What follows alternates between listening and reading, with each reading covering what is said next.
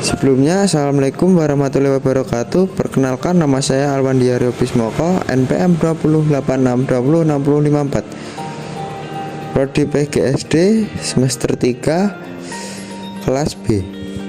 Pada hari ini kita akan membahas tentang tema 5 yang berjudulkan wirausaha, subtema 3 yang berjudul ayo belajar berwirausaha. Pada pembelajaran hari ini yaitu ilmu pengetahuan sosial kelas 6 semester ganjil pembelajaran 5. Pada slide yang pertama saya akan menunjukkan gambar berikut ini. Dalam posisi dan peran Indonesia di bidang ekonomi dalam lingkup ASEAN sangatlah strategis. Indonesia menjadi inisiator terbentuknya ASEAN Free Trade Area atau AFTA yang memprakarsai masyarakat ekonomi ASEAN atau MIA. Aktif menjadi tuan rumah KTT ASEAN dan menjadi salah satu penyedia cadangan dengan pangan bersama negara-negara lainnya. Pada slide berikutnya, Indonesia sebagai salah satu pendiri ASEAN. Indonesia memiliki peran penting terutama dalam kerjasama di bidang ekonomi. Indonesia melakukan pertukaran barang dengan negara di ASEAN. Tujuan pertukaran barang tersebut untuk meningkatkan hubungan kerjasama dan tujuan memperoleh keuntungan. Untuk pertukaran barang antar Indonesia dengan negara-negara ASEAN antara lain sebagai berikut. Pertukaran sandang. Indonesia memiliki beragam kebudayaan yang sudah terkenal hingga ke mancanegara. Salah satunya adalah batik. Indonesia menjual batik-batik buatan pengrajin Indonesia ke negara-negara ASEAN. Selain itu, Indonesia juga mengekspor kain wol atau kapas yang merupakan bahan baku pembuatan pakaian. Indonesia mengimpor mesin-mesin pembuat pakaian berskala besar dari Singapura. Indonesia juga mengekspor benang sintetis dari Malaysia. Pertukaran pangan.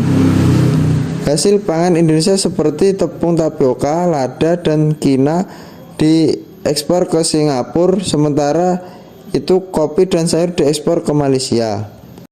Pertukaran papan. Indonesia memiliki hutan yang luas. Hasil hutan seperti kayu banyak diekspor ke negara-negara ASEAN seperti kayu jati ke Malaysia, kayu lapis ke Thailand, dan kayu mahoni ke Singapura. Semen putih sebagai bahan baku pembuatan rumah diimpor dari Filipina. Getah karet diekspor ke Singapura. Selain pertukaran sandang, pangan, dan papan, Indonesia juga melakukan kerjasama pertukaran bahan tambang. Indonesia melakukan ekspor beberapa barang tambang seperti minyak mentah, batu bara, besi, baja, aluminium, timah putih, dan gas alam ke Malaysia, Filipina, dan Singapura. Pada slide berikutnya kita ditampilkan dengan gambar ekonomi mikro adalah sebuah ekonomi yang khusus mempelajari perilaku konsumen dan perusahaan dengan penentuan harga-harga pasar dan kuantitas faktor input barang dan jasa yang diperjualbelikan. Sedangkan ekonomi makro didefinisikan sebagai cabang pembahasan dalam ilmu ekonomi mengenai aktivitas ekonomi dalam cakupan wilayah yang lebih luas. Contohnya, ekonomi makro bisa melihat dari angka-angka yang menunjukkan aktivitas neraca keuangan sebuah negara seperti Indonesia. Baik, pada slide berikut kita disuguhkan dengan aktivitas ekonomi di bidang pertanian. Wilayah Indonesia berada di antara lintang 6, lintang utara, dan lintang 11 lintang selatan. Posisi ini menyebabkan wilayah Indonesia beriklim tropis. Wilayah Indonesia mendapatkan banyak sinar matahari dan curah hujan sepanjang tahun serta tingkat kesuburan tanah yang tinggi karena pengaruh banyaknya gunung berapi. Kondisi ini sangat mendukung aktivitas pertanian penduduk Indonesia. Pada slide kedua kedua, aktivitas ekonomi di bidang peternakan. Aktivitas peternakan yang berada di masyarakat Indonesia dapat berupa peternakan unggas, peternakan hewan kecil, dan peternakan hewan besar. Hewan yang dibudidayakan antara lain berikut. Contohnya peternakan unggas meliputi ayam, itik, burung, dan angsa. Berikutnya peternakan hewan kecil meliputi kelinci, kambing, dan domba. Dan berikutnya peternakan hewan besar meliputi sapi, kerbau, dan kuda. Pada aktivitas ekonomi di bidang perikanan, sekitar 2/3 luas wilayah Indonesia berupa perairan. Fakta inilah yang menjadikan Indonesia dikenal sebagai sebutan negara maritim. Luasnya wilayah perairan menyimpan potensi kekayaan alam yang meliputi salah satunya adalah perikanan. Aktivitas perikanan dikelompokkan menjadi perikanan tangkap dan perikanan budidaya. Aktivitas perikanan tangkap dilakukan oleh nelayan dengan cara menangkap ikan di laut.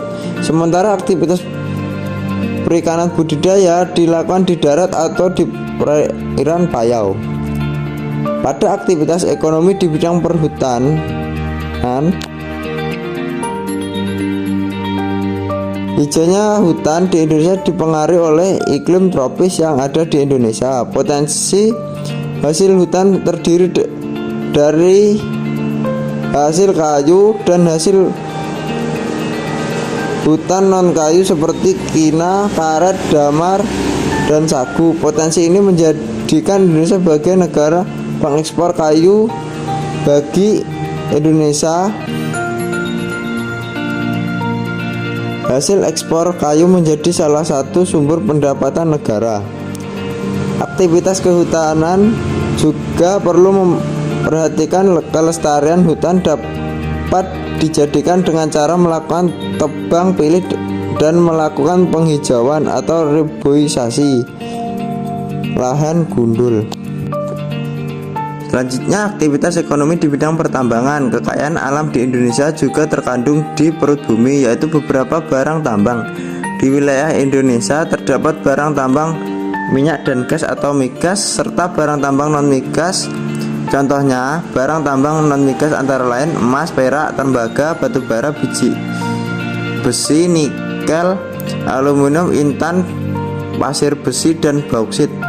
Barang tambang bersifat tidak dapat diperbarui sehingga perlu dieksplorasi dengan bijak.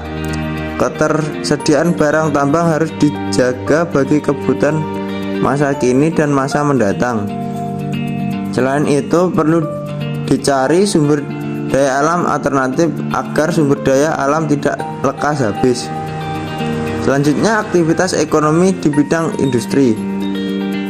Industri merupakan usaha mengubah bahan mentah menjadi barang setengah jadi atau barang jadi. Bahan mentah sumber dari sumber daya alam. Adanya aktivitas industri dapat meningkatkan nilai dan kualitas suatu barang. Aktivitas industri dapat dilakukan oleh perorangan, kelompok, maupun badan usaha. Contoh industri di Indonesia antara lain industri otomotif, konveksi, elektronik, sepatu dan sandal, dan ban.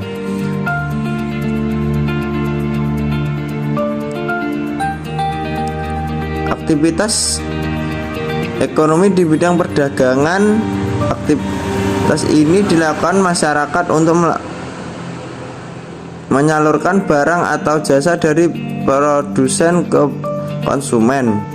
Barang dagang dapat berupa hasil pertanian, peternakan, perikanan, hutan, dan barang industri.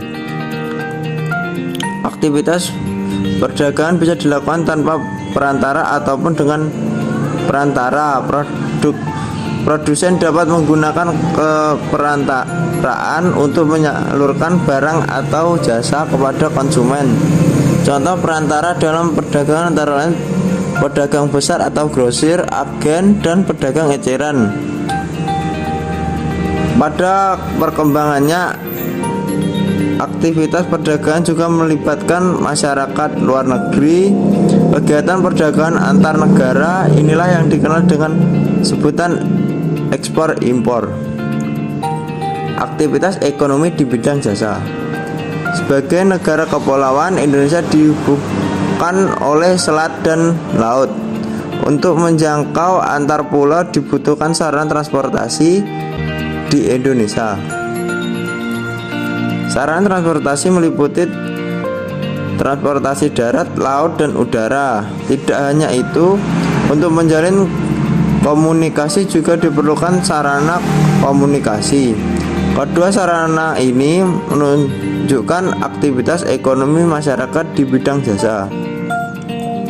Aktivitas jasa merupakan kegiatan layanan masyarakat dalam rangka memenuhi kebutuhan hidupnya. Aktivitas jasa lainnya antara lain jasa perbankan atau keuangan, jaga kesehatan, jasa pendidikan, jasa konsultasi, hukum, jasa wirausaha, dan jasa lainnya. Perkembangan aktivitas jasa ini memunculkan beragam jenis pekerjaan di bidang jasa. Sekian, terima kasih. Bila ada kurang lebihnya mohon maaf. Wassalamualaikum warahmatullahi wabarakatuh.